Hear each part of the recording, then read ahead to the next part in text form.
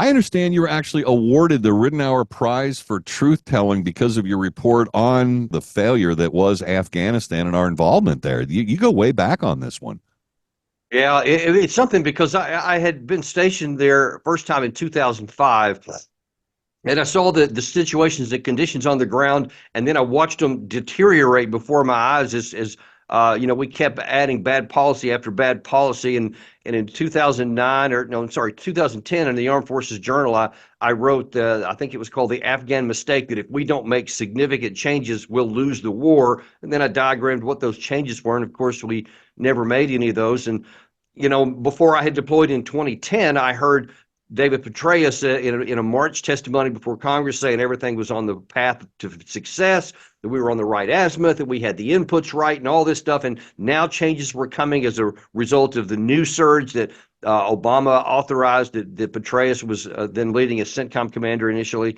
And I thought, okay, well, I guess I was wrong. I guess things are getting better. And then I was grateful that I was actually going to be deployed there in October of 2010 for another year-long tour, because I wanted to be part of something that was successful and wrapping this up, or so I thought. And then I got on the ground there and found that it was all a lie. There was nothing getting better. It was substantially worse than it was in 2005 when I had previously been there on every level. And then I literally spent thousands of miles driving and helicoptering around the country on the front lines, going to the tactical units.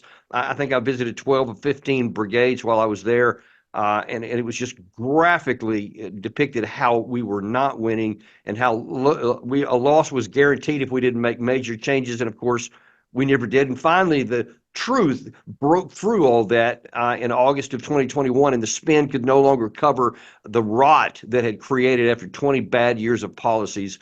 And, now then we're going to talk about that today. But, I just think it's ironic and disturbing that the very architects of the bad policies and the architects of the bad withdrawal are going to be the ones that Congress is asking what happened today. So I think I can tell you what they're going to end up telling you.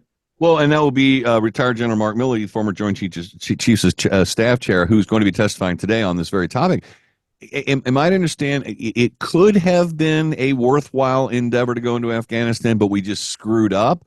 Was our intelligence wrong? Should we not have gone in at all? What I have argued many times over the years, going back a long time, is that after 9/11 and all the stuff that happened with that, there's just almost no way you're going to be able to get by with doing nothing.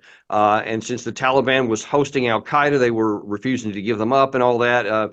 You can see a case could be made to where, all right, you're going to go in with punitive military operation to punish those who were, allegedly responsible for 9/11. So that was done. And by, say, March or April of 2002, that mission was effectively militarily over. So by the summer, by all rights, we should have withdrawn our military contingent entirely, because Al Qaeda had been scattered to the four winds and the Taliban was utterly destroyed. And when I mean destroyed, I mean like ceased to exist as an organization. It would be years before they would even fundamentally, recover just the basics of an organization. I mean, like 4 or 5 years. So there was no enemy to defend against anymore. So we should have left. Instead, Bush kept us there and was basically looking for work. Turned it in, I think, in 2007 into a humanitarian nation-building operation. Obama came in and he doubled down on it and made it even bigger humanitarian operation.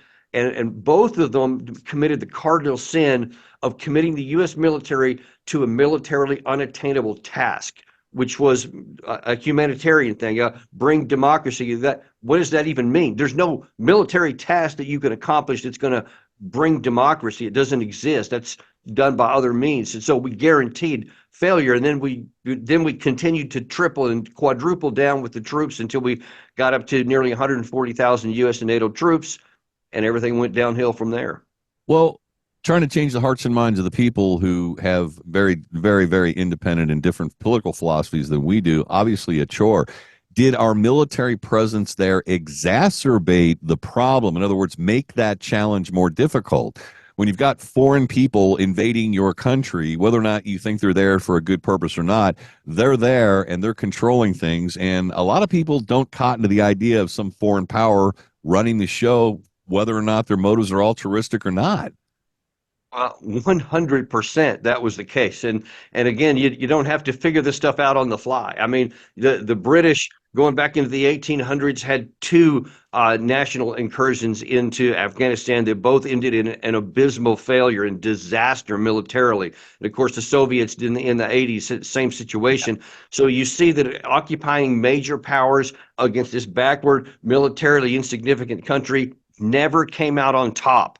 That should have been a big warning, but we always thought, too many of our leaders, both political and military, yeah, that was them, but we're different. We can do what they didn't because we're smarter than they were.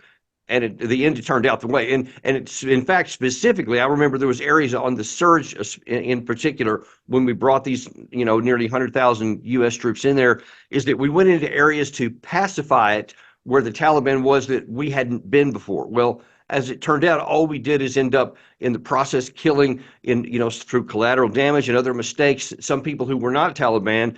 And every time you kill one, then you get their whole clan against you. So that's why, even though we kept ratcheting up the number of troops, the number of the Taliban kept growing because, and I'll never forget this, there was this, a friend of mine was our senior interrogation officer in Afghanistan. Had been there for like 10 years by the time I got back from my second tour.